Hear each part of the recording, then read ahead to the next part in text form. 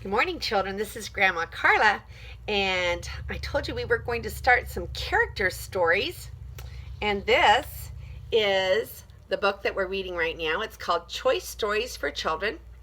It is a collection that is put together by Ernest Lloyd, and we read about Grumbling Tommy last time.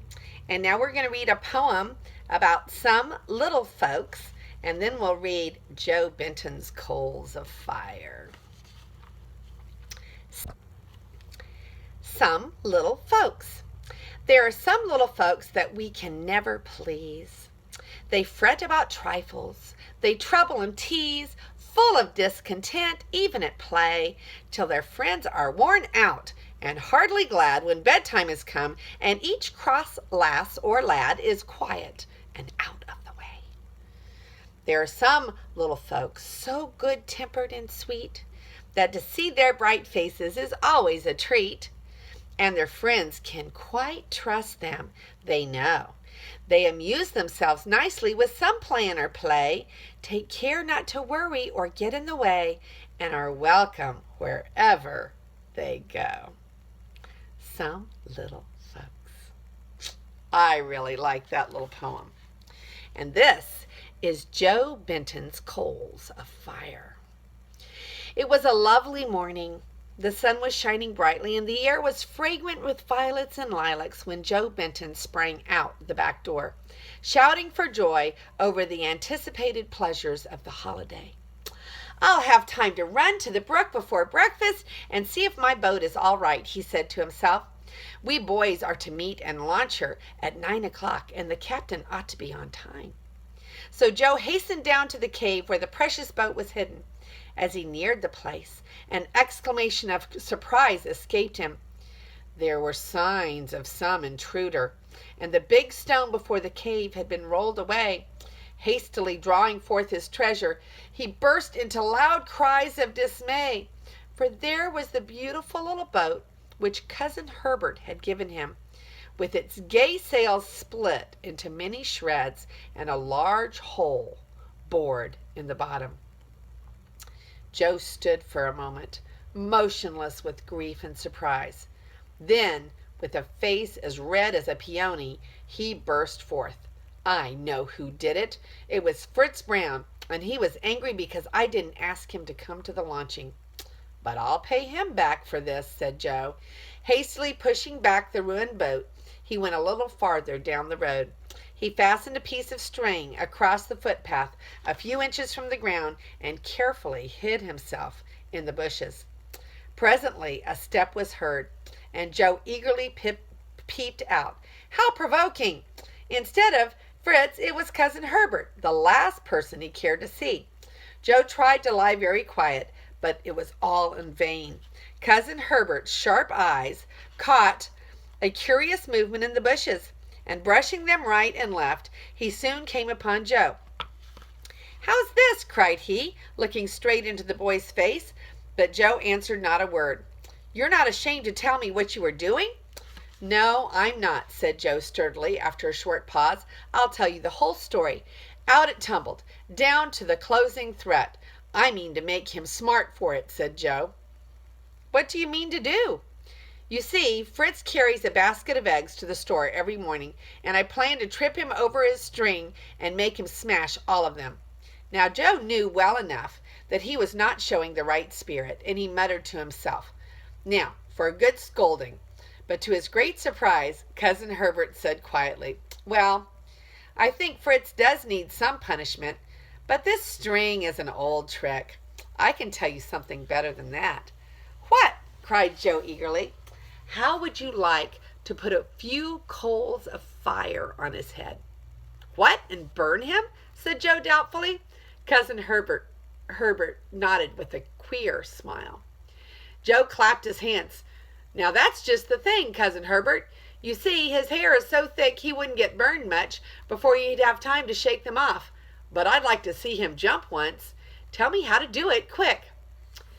"If thine enemy be hungry, give him bread to eat, and if he be thirsty, give him water to drink. For thou shalt heap coals of fire upon his head, and the Lord shall reward thee," said Cousin Herbert gravely. "I think that's the best kind of punishment Fritz could have." Joe's face lengthened terribly. "Now that's no punishment at all." "Try it once," said Cousin Herbert. "Treat Fritz kindly, and I am certain that he will feel so ashamed and unhappy he would far rather you had given him a severe beating." Joe was not really a bad boy at heart, but he was now in an ill temper, and he said sullenly, "You said this kind of coals would burn, and they don't at all." "You're mistaken about that," said his cousin cheerily.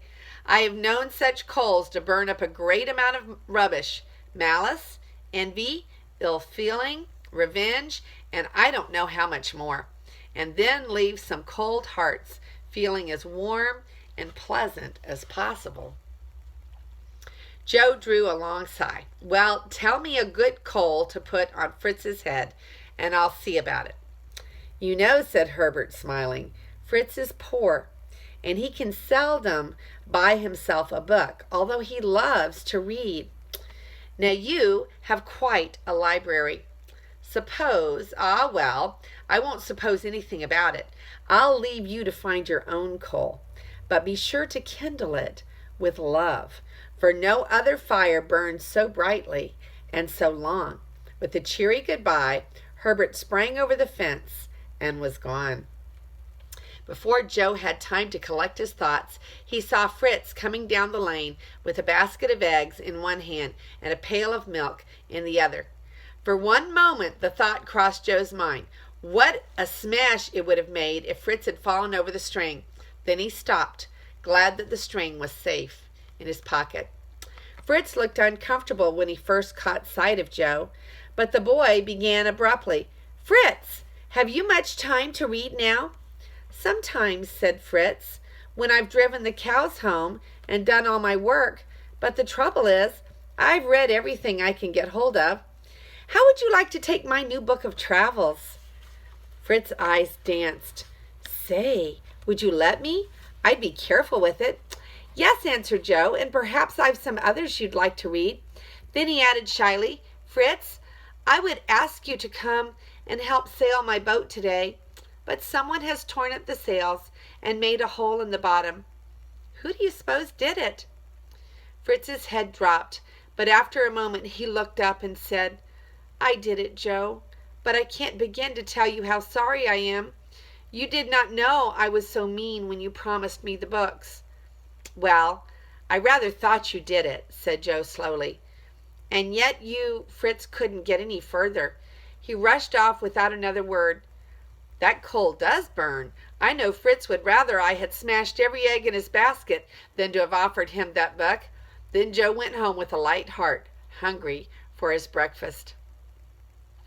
When the captain and the crew of the little vessel met at the appointed hour, they found Fritz there before them, trying to repair the damage. As soon as he saw Joe, he hurried to present him with a beautiful little flag he had bought for the boat with part of his egg money that morning. The boat was repaired, and everything turned out as Herbert had said. Joe found that the more he used of this curious kind of coal, the larger supply he had on hand, kind thoughts, kind words, and kind actions. Joe's playmates, who saw that he was always happy, studied the secret, and when any trouble came up, someone would say, "Let us try a few of Joel Benton's coals." It was astonishing to see how quickly their hearts grew warm toward each other.